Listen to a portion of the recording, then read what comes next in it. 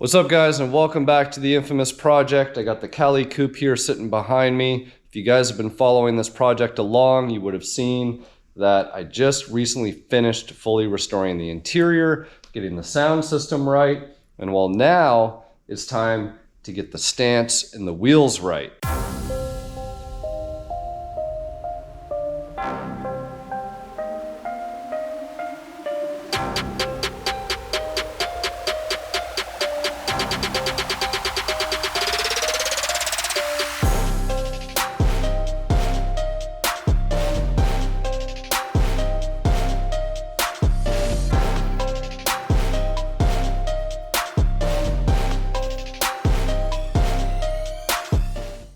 So you guys might have seen on my Instagram, I actually did a little bit of a wheel swap. I took the Celine reps that were on this car, I threw them on Project Come and Take It, and Project Come and Take It's wheels temporarily went on this car just to get it rolling. So you can see we got the SVE 10th anniversary wheels, black centers, nothing too fancy. I can't say I'm a very big fan of these, not only from an appearance perspective, but also from a cleaning perspective. Like, to get in between all those spokes and everything else, a little bit of a nightmare. But hey, we all have different wheel styles. I know my wheel styles have always been a little bit more out there. So you guys are probably wondering what I'm gonna go with. Well, to be honest, I'm actually gonna be taking a step down. And I normally don't do this. And you guys are probably like, step down, what the hell are you talking about? Like, are you going to go to a shittier wheel or something? That's not the case. I'm going to be going with an ROH, but the ROH that I'm going to be putting on this car never came in an 18-inch. And because the car had 18s on it before, well, the ROH I'm putting on is going to be a 17. And that wheel is going to be an ROH Sniper. So if you guys are familiar with the old school ROH wheels, there were kind of three of the main ones back in the day. There's the ROH ZS, there's the ROH ZR6s, and then there was the ROH Snipers. The reason why these three were all really popular back in the day is because they all came in a 4x108 bolt pattern, which meant you could easily bolt them on your Fox. You didn't have to worry about 5-bolt converting, which 5-bolt converting wasn't really a thing back then. We'll go over here up to my shelf and I'll show you exactly these different types of wheels. All right, so if we look at this wheel right here with the Ford Racing center cap, that is an ROH ZS wheel. That one's actually one of the super rare 17 by 9.5 in the 4x108 bolt pattern. So that was one of my needle in a haystack finds. They actually came out of Hawaii, and they're going to be going on to my white Dutch coupe eventually. Sitting next to it with the white center is the ROH ZR6, and this again was a very popular wheel. Unfortunately, I do not have a set of these in 4x108 with the 9.5. I only have 8.5-inch widths. If anybody out there has a 9.5 ZR6 in, hell, I'd take it in a 5-bolt as well, send me a message. That, of course, is a lovely 18-inch Borbette Type A, 10-inch rear, but we're not talking about that guy today, but it is a lovely wheel to look at. Here, and finally, is the ROH Sniper. So this is what's going to be going on the Cali Coupe. I have a variety of different offsets and fitment, so we're going to be doing some test fitting and see what's going to fit on the front. So if you guys are curious about learning more about wheels, especially wheels specific to Fox bodies and fitment, I actually do have a wheel specific video. I'll post up the little tab thing up in the top there, the little card, if you will, and you guys can check that out if you want to see and hear more about rare old school OG wheels for a Fox.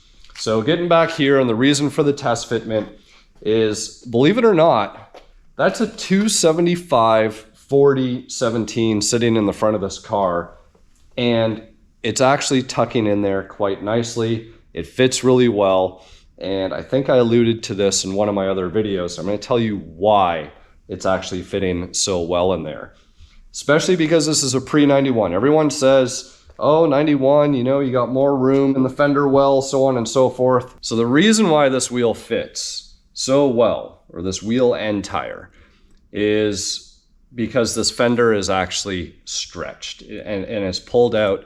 And I'll show you guys exactly what I mean in a minute, because some people, and a point that I think is important to make is that the 91 through 93 cars have more room in their front fenders. And a lot of people argue, oh, that'll keep me from rubbing, so on and so forth. That holds true to a certain degree. If you ride as low as I do, where the added room is actually doesn't matter.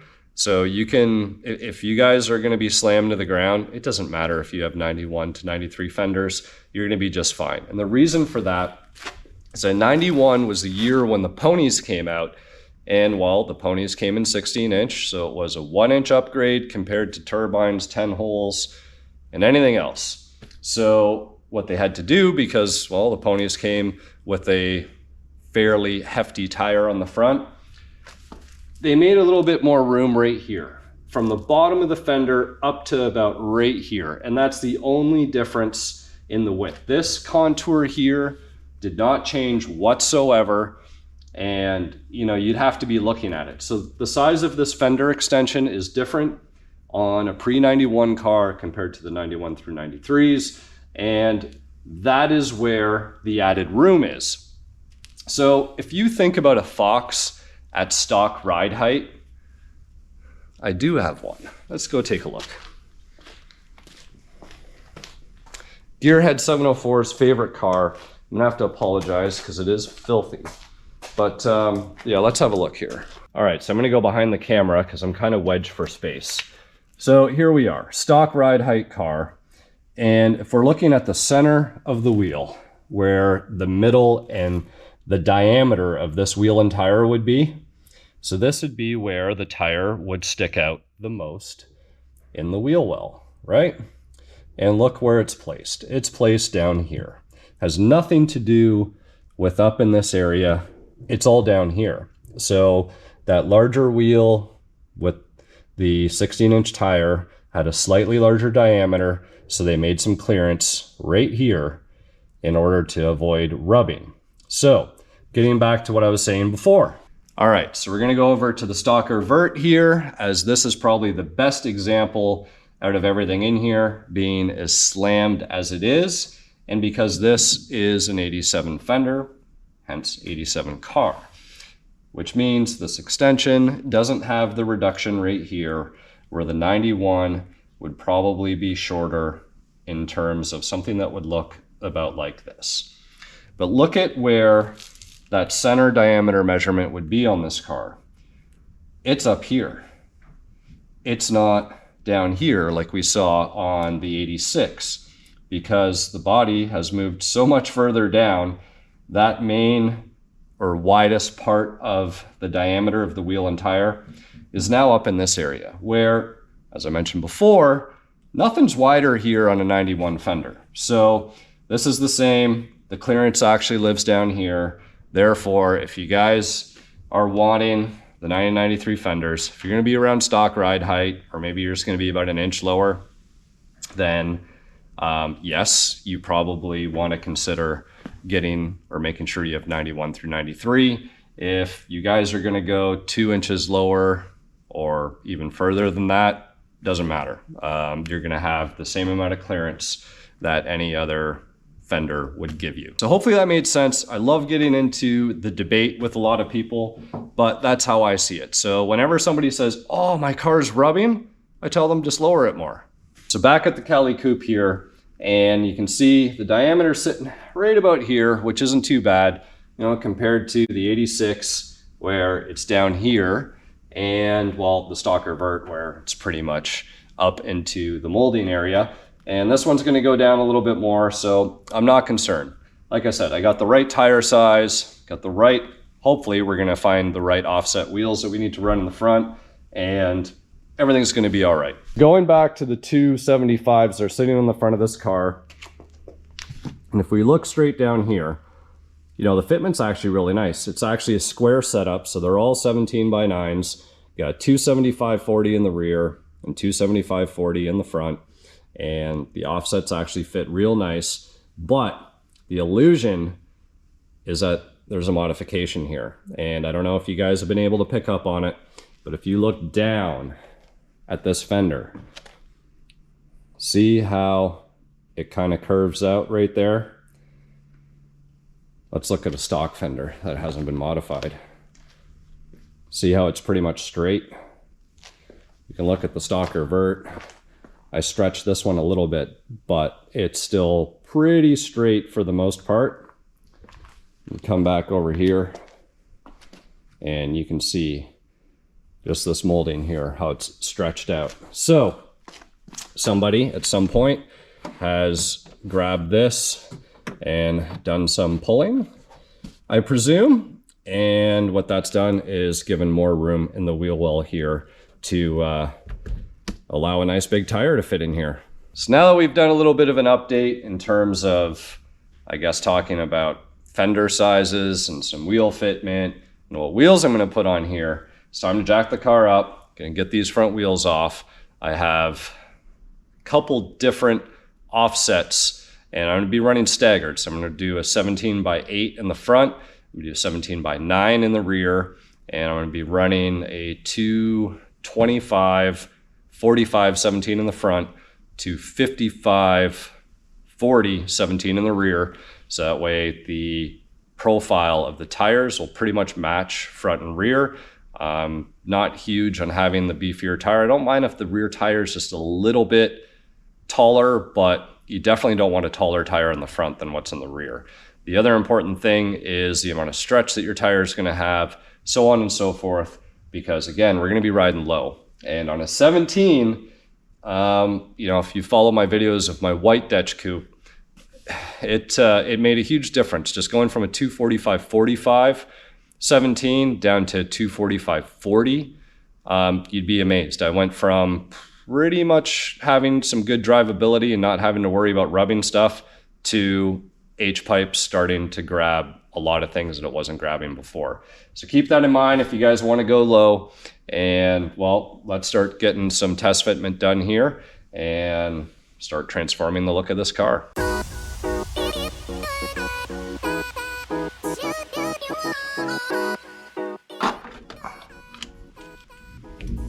Oh, you got lots of room here. We could crank this thing right down. Curious to know. Honestly, they look the exact same as a Raceland.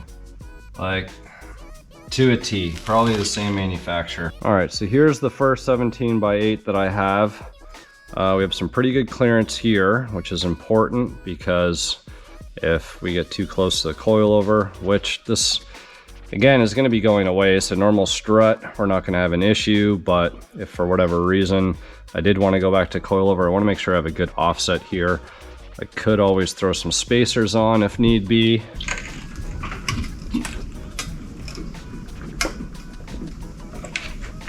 That 8-inch wheel is sitting, it's way up in there, so I really need something with a big old offset so that we can get that wheel as far out as possible. So I'm gonna go grab a couple of the other wheels I have. We'll get messing around with this and we'll see what works.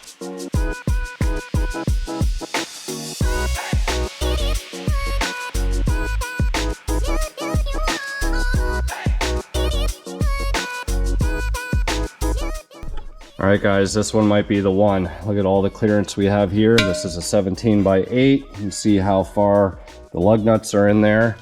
So I think we have a pretty nice offset. Put this down. And remember, the other thing I can always do is I can always throw a spacer on the front too. I don't like to run too big of spacers if I don't have to. But you know what? I think that one's gonna work. So I think we got the front sorted out with this 17x8, and we're gonna go ahead now, jack up, get the back up in the air, and see which 9-inch is gonna fit properly back there.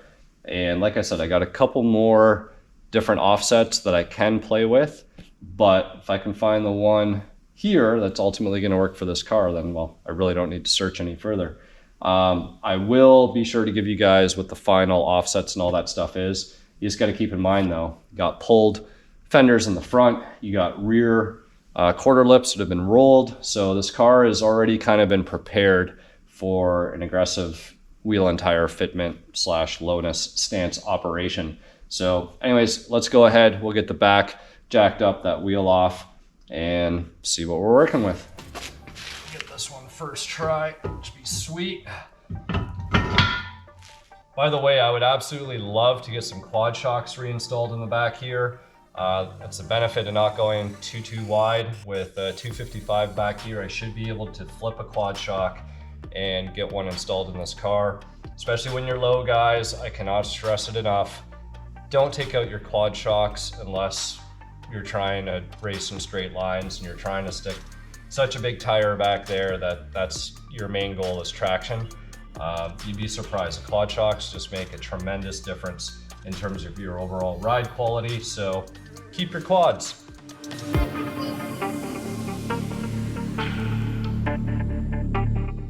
All right, guys, these ones are pretty aggressive. If we look right there, with the tire stretch, might be okay, but I'm actually thinking these ones might have a little bit too much poke.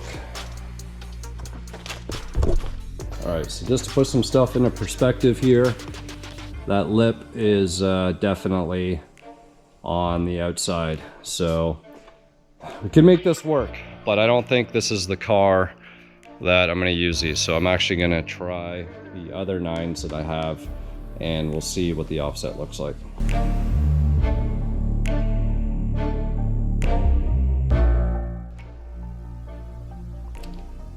I think that is the one. Oh, this one isn't really long enough to do my measurement, but be right about there. Which is perfect. So by the time we get a little bit of tire stretch tire in there, we're not gonna have to worry about rubbing. You can see that the quarters have already been rolled here. So we got the clearance that we need. So I think these are gonna be the ones. A little bit of test fitment. We got the right offsets that we need, and thankfully I had the right offsets here at the shop. And there's a few things that are working in my favor, like we talked about before. Pulled fenders, rolled rear quarters, and we already got the 5-bolt conversion. So technically, even though it's an SN95 spindle, I do believe they poke out 3 millimeters further, which 3 millimeters sometimes is all you need in terms of clearance from a brake caliper or clearance away from a strut or a coilover or whatever it might be. But I'm not gonna have to run any spacers here. Now, if I really wanted to push the limits, maybe I will end up running a 3 or 5 millimeter spacer in the front or the rear, because we're just on that inner side of the lips in both cases. So I got some tires over here. I'll show to you guys. These actually just came in the other day. So I'm gonna be running these Falcon Zenith tires. They got a pretty cool tread pattern, as you can see. And like I said, we're gonna be doing the 255/40s in the rear, and we're gonna do a 225/45 in the front. And a little sneak peek over here, we got some 19s with a 19-inch drift R. So I'm really excited about those. Be sure to stay tuned, because there's another white notch that's gonna be getting some test fitment with those guys. So I'm gonna call this episode for now. I think we covered a lot of information, and hopefully you guys found all of this fitment and I guess information that I've shared informative. And next time it'll be tearing into the suspension and getting the tires mounted onto the wheels, getting everything put back on, and then we're gonna see how the stance is. And in fact, because we got coilovers on the car right now, what I'll probably do is I'll get the tires mounted and we'll throw the wheels on the car, and then I'm gonna crank the coilovers down, well, maybe as low as they'll go, we'll see. And from there, I'll be able to get a really good idea of what ride height I'm gonna be after with this thing to achieve, so that way, whether I end up with coilovers or going back to static coils, then I'll have an idea of how much material that I need to cut out to be able to achieve the stance after we go about this. Now, you guys might be asking, well, why do you want to get rid of the SVE stuff? Well, SVE stuff is good if you're just going for like a 2-inch drop. Same with the Raceland stuff. Anything beyond that, these things aren't really designed to push the limits of lowness. And well, I like to push the limits and make my cars a little impractical for the most part, but that's just me. And if you've followed along in this video this far, then you guys probably have the same appreciation. So with that said, I'm wrapping it up. Thank you again for following along and all your support. We'll see you guys here next time on the Infamous Project.